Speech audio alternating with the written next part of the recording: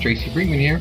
Welcome to another episode of Your Success DNA. Oh, yep, I said it, DNA, doing daily needed actions.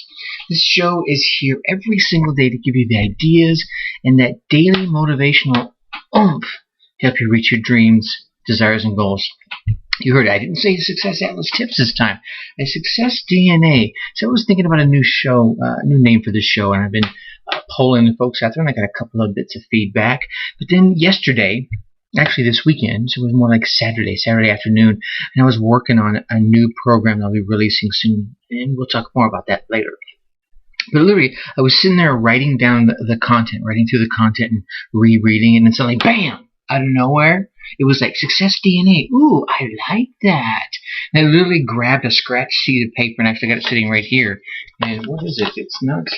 Oh, it's a little statement from my bank. It's a little notice in the mail that came from my bank. So I just really grabbed it, folded it in half, and I wrote down Success DNA. Do necessary action. And do you do that? I mean, do you get these little ideas out of the blue? You know, you're doing something else completely different? I mean, of course you do. I mean, I know I'm asking you. I mean, we all do. But here's the thing. So many of us we don't write them down, and we don't store them someplace so that we can recall them, so that always, when you get some idea, what you want to do is you want to write it down. And here's what's going to happen is, if you stop and you write it down, or even grab your cell phone and call yourself and leave yourself a message so you don't forget it, if you do that, you'll keep getting the new ideas, right? Because your mind's saying, hey, you're listening to me? I just gave you a great idea. Oh, well, you're not listening to me? Yeah, so next time you ask me for some ideas, yeah, I'll think about maybe giving you one, or I just won't. So, however, if you stop and you write it down, or you put it into your phone, you text yourself. I mean, I've got a number of texts to myself and messages from myself when I got these little pops of ideas, and so I keep getting these little regenerative ideas, and it's a good technique. So remember to do that. So how do you feel today? Monday, another big day, right? It's coming off of a holiday week. If you're here in the United States, you have July 4th. Hopefully yours was awesome. But how you feel? I always ask on Mondays, how do you feel? And then the question becomes, how do you want to feel? You're going into the new week. You got some ideas of what's in front of you, good, bad, and different. And you know, if your life's anything like mine, you're going to step into your week, and probably by the second step, it's going to start to change. But you have an idea what it's going to be like. So if you think about how you feel now, then how you want to feel as you're taking those steps, you can keep pushing yourself in the direction of how you want to feel. If you don't think about how you want to feel, then you're going to start being guided by the world around you, and people are going to get you to feel the way they want you to feel. And that's not always the way you want to feel. So remember to pause for a few minutes this morning as you're on your way to work, or running down the road, getting your exercise on the treadmill, whatever it is. How you want to feel, okay? So here's the point where I would normally kind of give you a little tease, remind you to get your free copy of Write Your Success Story. In case you haven't popped by the website recently, if you haven't noticed it's gone through a major overhaul.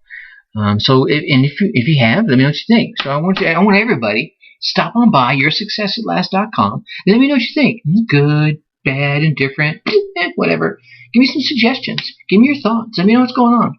I mean, I'm putting it out there for you, so literally to me, your opinion counts. And here's what's going on. The overhaul is kind of in preparation. Ooh, my tongue just tripped over my eye teeth and I can't see what I'm saying. The overhaul is in preparation for some upcoming excitements, and I'll probably chat about that a little later. Maybe not today, but certainly tomorrow at least. I have some new stuff that's coming down the pipeline. I'm getting ready to put it out, and this overhaul is going to help facilitate that. And I could have done it with the old layout and the way the website was before. It wouldn't have been quite as user-friendly or appealing to the eye. And the old layout, it wasn't responsive. And what that means is when you're looking at it on an iPad, sometimes you got to move the screen back and forth to read everything, right? And my numbers show me that I think about 46 to 52% of my audience is really consuming my content from their iPad or even their iPhone. So I'm trying to be mindful of how you guys are consuming the information, so I'll make it a little easier for you. So anyway, stop by the website. Let me know what you think. And then later on this week, and I think it's going to be tomorrow. It's going to be Wednesday at the latest, but we'll try and get it for you tomorrow. I want to let you know about the surprises coming for you, so you'll come back and see it for yourself. No, I'm not going to tell you right now. I know you want me to. Come on, Tracy, please. No, I'm not going to tell you right now. But it's some good stuff about boosting your brain power and enhancing your self-esteem and helping you with your focus. No, it's not that little blue pill. No, come on, guys, let's be nice now, and it's not Ritalin, but you're gonna like it. All right, so anyway, things have been happening here, and you're getting on the ground floor, so I want you to hear the upcoming shows that are coming up this week, and I'm gonna give you the scoop, help you get the scoop hot off the press. So today we're gonna talk about a little bit of motivation, and how you can be motivated by you can't. Oh man, we hear that so much. I hate it. And if you're anything like me, and a lot of you are, in the good ways, of course, right? There's often a no better motivator than having someone telling you you can't. I mean, I remember as a kid, I was being told as a kid that I had asthma, and I had pretty acute asthma, and I was told I couldn't play sports, yet I did. Learned lots of martial arts, played lots of sports, everything from soccer to baseball, ran track a bit. I think my my 8th and 9th grade, I ran on the track team. They were told me I couldn't paint in color because I was colorblind. Yeah, I did. Got a couple of beautiful pictures, did about 3 or 4 of them. And I was done with it, right? I was told I couldn't lead a team in corporate America. Yet I did. Multi-million-dollar company. I did it. I was told I couldn't create the software that they were asking for within the parameters they gave.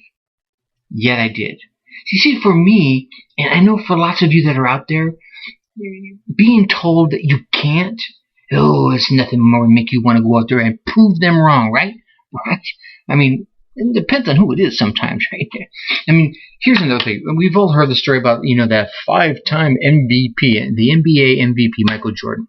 We've heard that story about him being cut by his high school basketball coach. Basically, he was being told, you can't play basketball.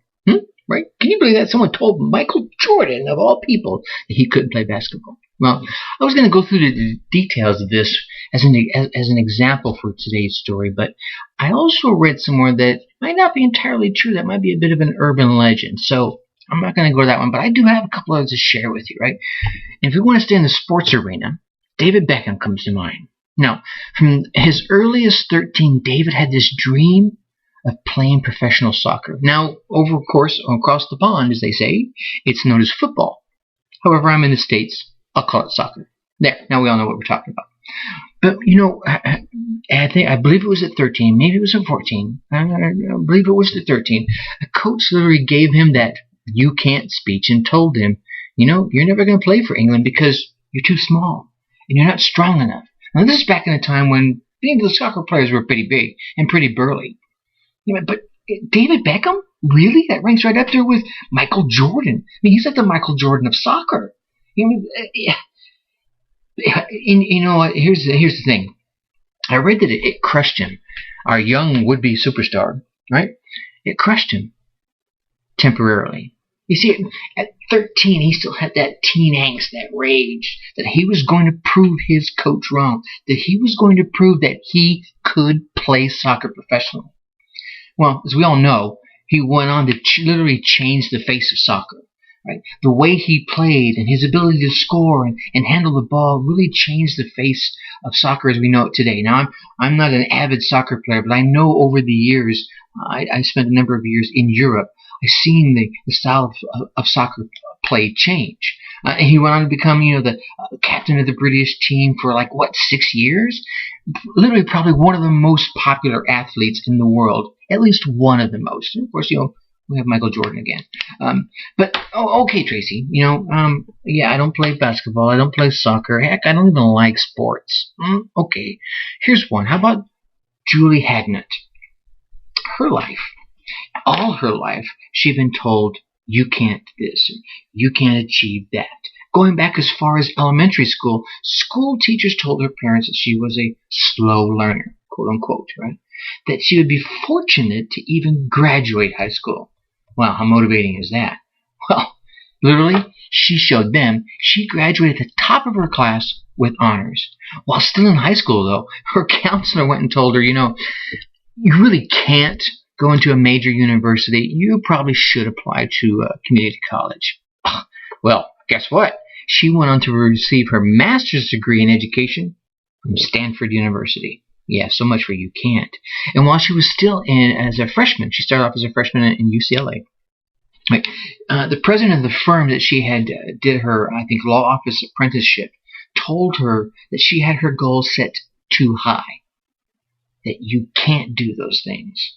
And she's quoted as saying that in all these instances, every single time, she replied with, yes, I can, yes, I will, yes, I'm going to. And then she DNA'd it. She did the needed action. Success DNA. How about that? So here's the thing. Stories like this are so interesting to us, perhaps because we like to root for the underdog, like Rudy. Hey, put him in, coach. Or perhaps we've been that underdog, right? We've had our you can'ts. Right? We gave up. So maybe we live vicariously through the heroes in these stories. Whatever the reason is, I'm here to tell you that you can. If you will just get up and DNA it. Do the necessary actions, rinse and repeat.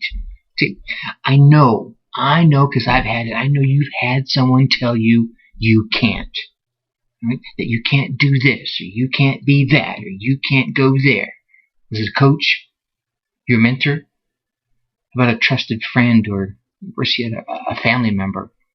Was it the one person that you really thought or hoped or needed to be on your side? Well, without making any offenses to any of them, and let's be honest here, the one person that you have to ultimately have on your side, is you, right? You knew that. You knew I was going to say that. So, isn't that the one person that's telling you you can? Well, wait, even you're saying you can't? Well, wait a minute. Like Henry Ford says, whether you think you can or think you can't, you're right.